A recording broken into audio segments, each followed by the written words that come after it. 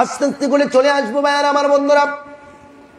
আল্লাহ রাব্বুল আলামিন এখানে সূরা মুমিনের মধ্যে বলছেন, লাকাদ খলাকনাল ইনসানা মিন সুলালাতিন মিন তিন, আমি মাটির নির্যাস থেকে তোমাদেরকে কেমন করে সৃষ্টি করেছি শোনো। তোমার বাবা এবং তোমার মা যে খাবারগুলি মাটির থেকে উৎপাদন আমি আল্লাহ তাআলা দিয়েছি, যে উর্বর মাটির মধ্যে তোমাদের খাবারগুলি দিয়েছি, ওই খাবারগুলি তোমার বাবা মা খাওয়ার পরে তোমার বাবা মার দেহটা আমি আল্লাহ তাআলা বানিয়ে দিয়েছি।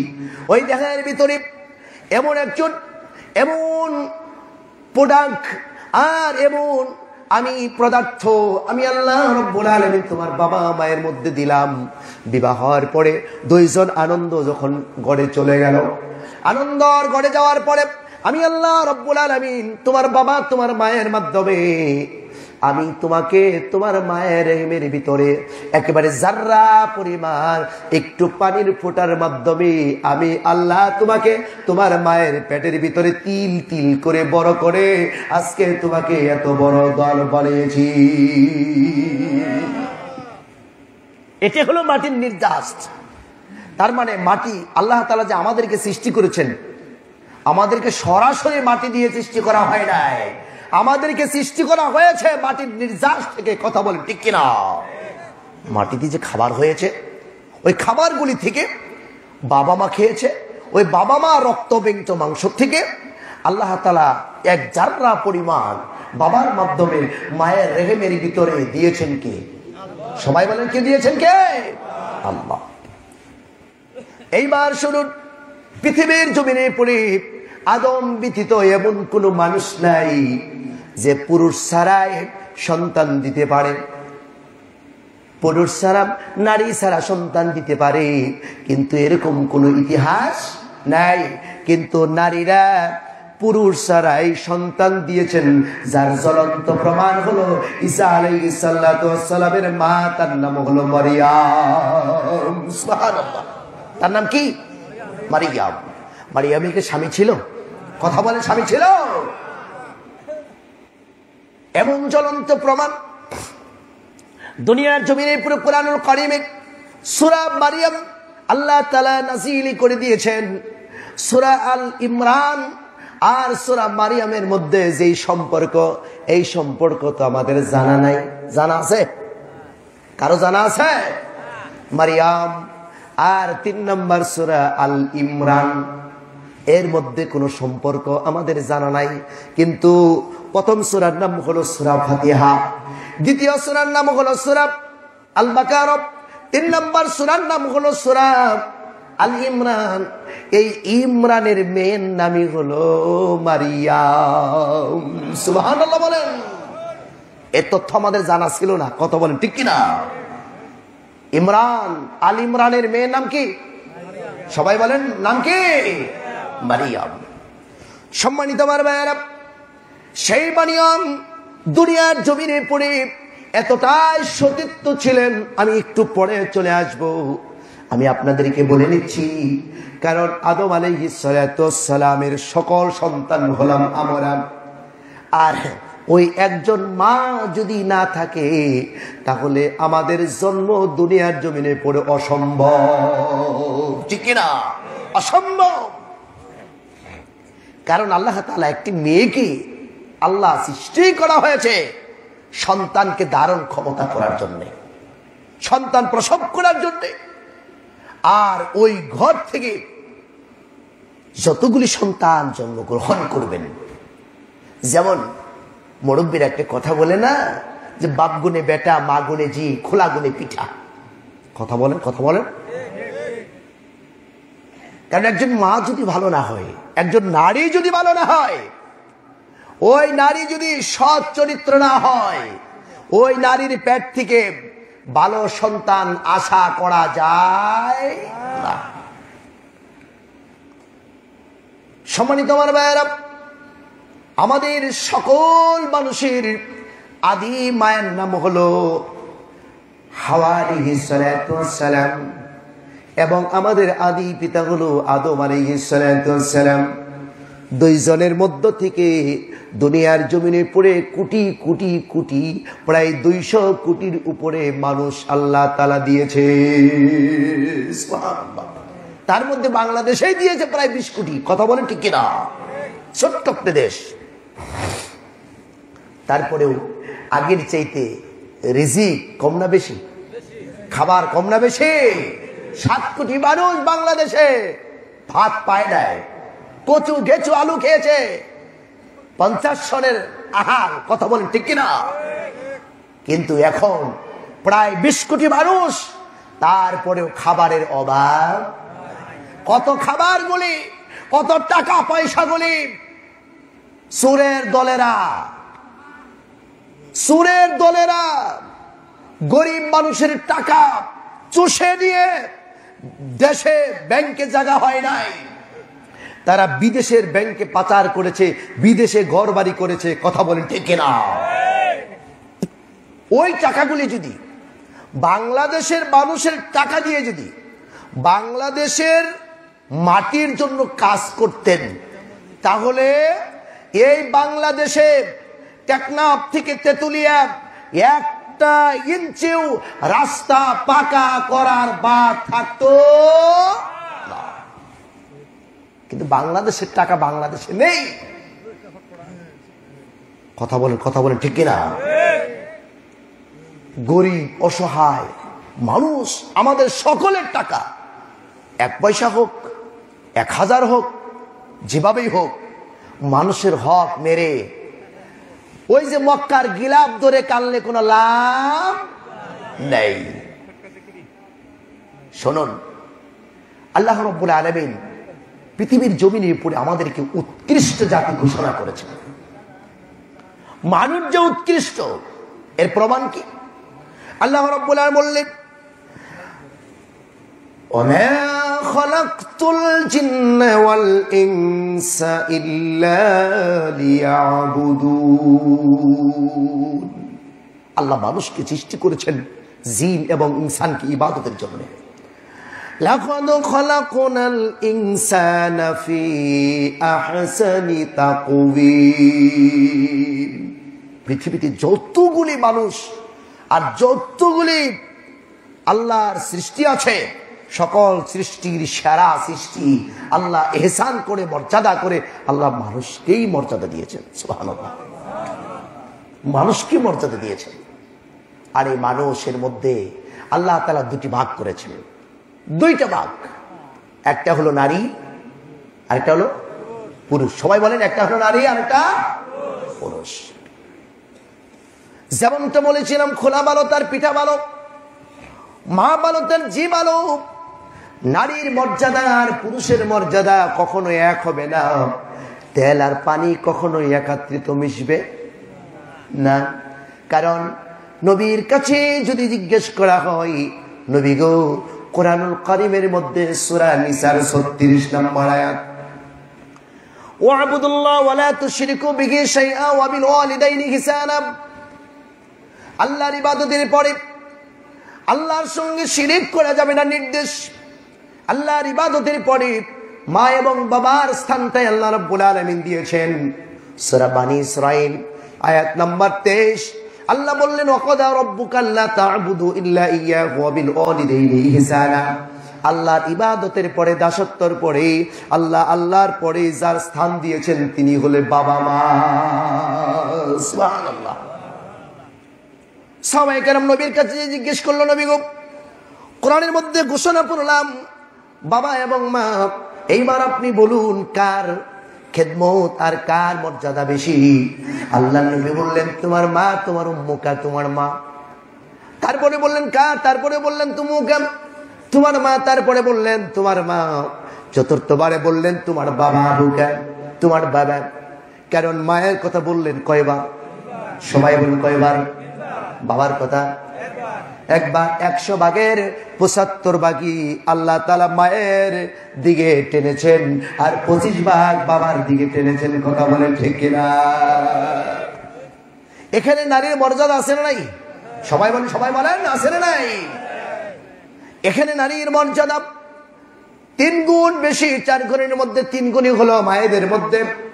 মায়েদের পক্ষে আর এক গুণ হলো বাবার পক্ষে। আর একটু শুনুন, আল্লাহ রাব্বুল আলামিন দুনিয়ার জমিনে পড়ে এই যে একটি কোরআন আপনারা দেখতে পাচ্ছেন, যে এই কোরআনুল কারীমের মধ্যে কোনো ভুল নেই। এই নির্ভেজাল কোরআনটার জন্য অনেক মানুষ দুনিয়ার জমিন থেকে জীবন দিয়েছে, শহীদ হয়েছে। জোরে বলেন আল্লাহু আকবার, লিল্লাহি তাকবীর, লিল্লাহি তাকবীর।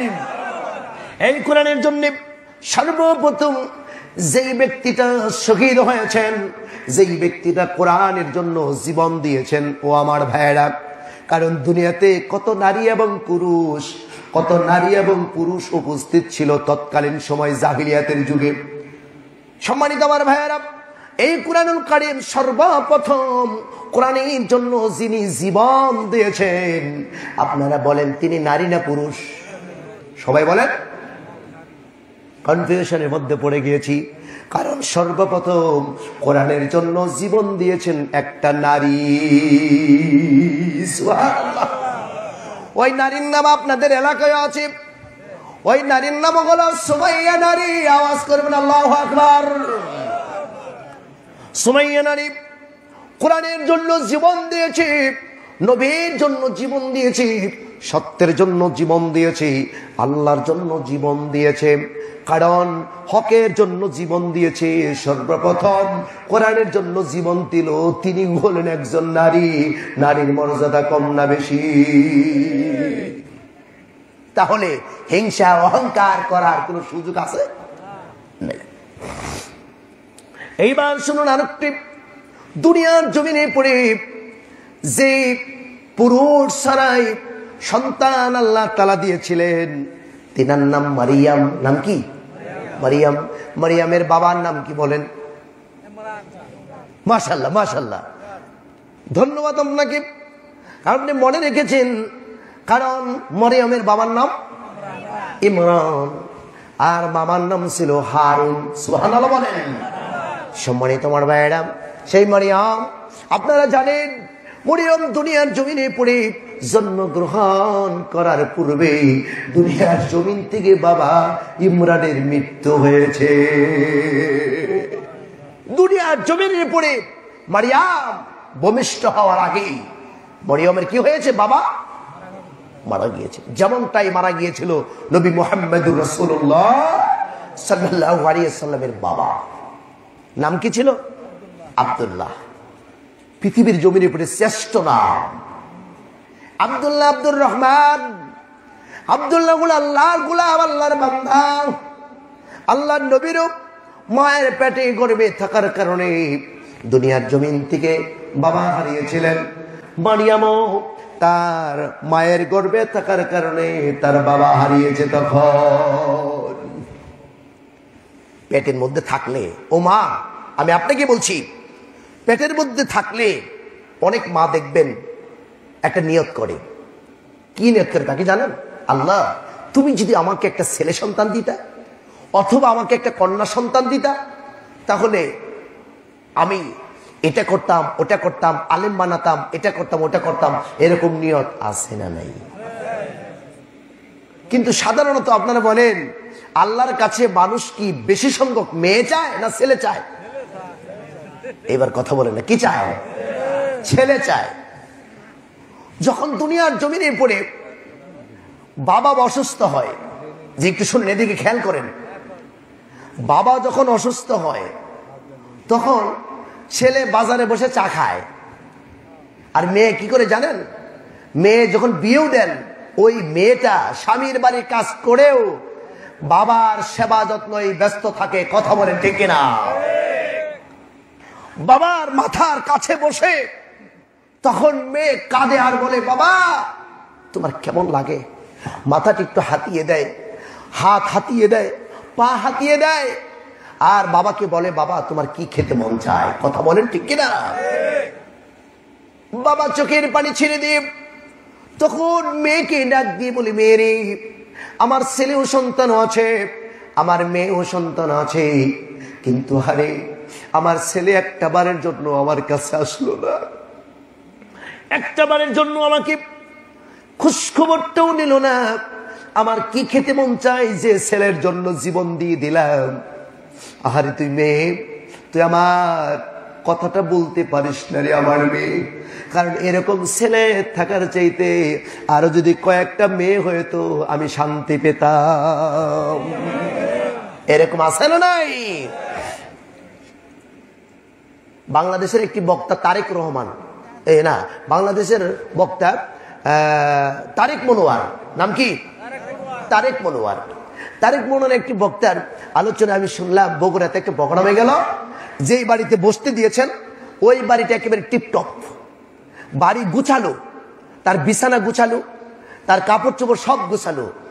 যেই বাড়িতে সব কিছু উঠান বাড়ি ঘর গুছালো, ওই বাড়িতে মনে করবেন ওই বাড়িতে মেয়ে আছে। কথা বল ঠিক কিনা? ওই বাড়িতে মেয়ে আছে। তো তারেক মনোয়ার জিজ্ঞেস করলেন, এই বাড়িতে মেয়ে আছে বুঝি? কয় জি মেয়ে আছে। কয় কয়টা? কয়টা? তখন বললে বাবা কি করে? তখন বলে বাবা ওই যে সরকারি জানি কি চাকরি করে, ওই যে ফ্যামিলি প্ল্যানিং, এটি চাকরি করে। তখন ওই বাবা আর হুজুরের কাছে আর আসে না, ভয়েতে। হুজুর আবার কি বলবে? যখন আবার ডেকে আনছে, ও ভাই আপনি ভয় পাচ্ছেন কেন? আপনি নিজেই ফ্যামিলি প্ল্যানে চাকরি করেন, আবার আপনার ঘরের মধ্যে 10 জন মেয়ে, কারণ কি? কয় ছেলের আশায় আশায় 10টা হয়েছে। কয়টা হয়েছে? 10টা। কয় তারপর? কয় তারপর 11 নম্বরের ছেলে, 11 নম্বরে ছেলে। তখন বলে যে আপনি কতটা খুশি? তখন চোখের পানি ছেড়ে দিয়ে ডাক দিয়ে বলছেন, হুজুর আমার এই 10টা মেয়ে যতটা আমাকে কষ্ট না দিয়েছে, তার চাইতে একটা ছেলে আমাকে সবচাইতে বেশি কষ্ট দিয়েছে। কথা বল ঠিক কি? চোখের পানি ছেড়ে দিয়ে ডাক দিয়ে বলছেন, হুজুর আমার যদি এই ছেলেটা না থেকে আরো যদি মেয়ে হতো আমি মনে শান্তি পেতাম। কারণ ছেলের যে এত জ্বালা আমি আগে বুঝি নাই। কথা বলেন ঠিক কিনা? এমনও ছেলে সমাজে বাস করে যেই ছেলের কারণে বাবা মাথা তুলে সমাজে কথা বলতে পারে না। কথা বলেন ঠিক কিনা? অনেক ছেলে আছে সম্মানিত আমার ভাইয়েরা, যেই ছেলে বাবাকে বলে তুমি বুঝবা না, আছে না নাই? ছেলে বাবাকে বলে বুঝবা না, ওই বাবা ডাক দিয়ে বলে বাবা রে আমি বুঝি না বলে পরের বাড়ি কাজ করে করে কামলা দিয়ে দিয়ে আমি তোমাকে মাস্টার ডিগ্রি পাস করিয়েছি। এইবার শোনো, তুমি যদি মাস্টার ডিগ্রি পাস করে থাকো তার প্রধান শিক্ষক হলাম তোমার বাবা। প্রথম শিক্ষক, প্রধান শিক্ষক হলো তোমার বাবা। কারণ তোমার বাবা যদি পরের বাড়ি কাজ না করে করে টাকা পয়সা না দিত তাহলে তোমার স্বপ্ন পূরণ হতো না। কথা বলেন ঠিক কিনা? আর তুমি বলো বাবা বুঝবা না, বুঝেন নাই? বাবা বুঝবা না। একটি কথা না বললেই নয়। আমাদের এলাকায় একটা মেজর আছে, মেজর শফিক মেজর। তিনার বাবা প্রভাবশালী, অফিসে গিয়েছেন ক্যান্টনমেন্টে, দারোয়ান ঢুকতে দিয়েছে। প্রথমেই ঢুকতে দেওয়ার পরে মেজরের চেয়ারে লোকটাই বসে পড়ছেন। দারোয়ান বলছে হায় হায় হায় হায় করছেন কি? করছেন কি? স্যারের স্যার। কার স্যার? স্যারের স্যার। তখন ওই মুরব্বী ডাক দিয়ে বলছে আচ্ছা ঠিক আছে বুঝলাম এটা স্যারের চেয়ার, তাহলে তুমি বলো যে এটা যদি স্যারের চেয়ার হয় তাহলে স্যারের বাবার চেয়ার কোনটা?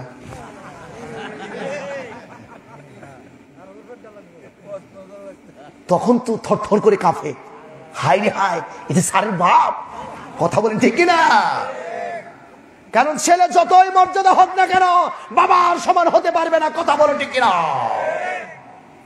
বাবাকে তাচ্ছিল্য করে তুচ্ছ করে কথা বলার অধিকার তোমার নাই। কথা বলেন ঠিক কিনা?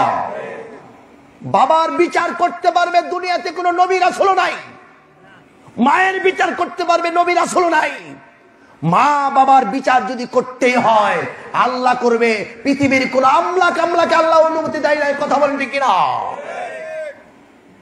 আপনারা কি কখনো দেখছেন যে বাবা মা এর বিচার হয়েছে? মামলা মোকদ্দমা হয়েছে? তা হয়নি। কিন্তু শুনুন, আপনি কখনোই বাবাকে ছোট করে দেখবেন না। এর অনেক ইতিহাস, আমি আজকে ওদিকে যাব না, কিন্তু আমি লক্ষ্য উদ্দেশ্য করে বলছি যে এই দুনিয়ার জমিনের পরে অনেক মানুষ আছে যারা মেয়ে সন্তান হলে বেজার হয়। কথা বলে ঠিক কিনা? ওই বাবা যখন অসুস্থ হয় তখন কিন্তু ঠিকই টের পায় মেয়ে সন্তানই ভালো। সম্মানিত আমার ভাইয়েরা, বাবা মারা যাওয়ার পরে বাবাকে যখন দাফন করবেন, দেখবেন ছেলেটার চোখের যদি পানি না আসে, কিন্তু মেয়ে দেখবেন কাঁদতে কাঁদতে বুকটা বাসিয়ে দেয়। অনেক মাহফিলে যাই, ছেলে বাবার জন্য যতটা দান না করে, মেয়ে দেখবেন ওই যে একটা কাগজের মধ্যে লিখে দিয়েছে, হুজুর আমার বাবা নাই, আমার মা নাই, আমার শাশুড়ি নাই, শ্বশুর নাই, তাদের জন্য আল্লাহর রাস্তায় মসজিদে দান করে দিলাম, আছে না নাই?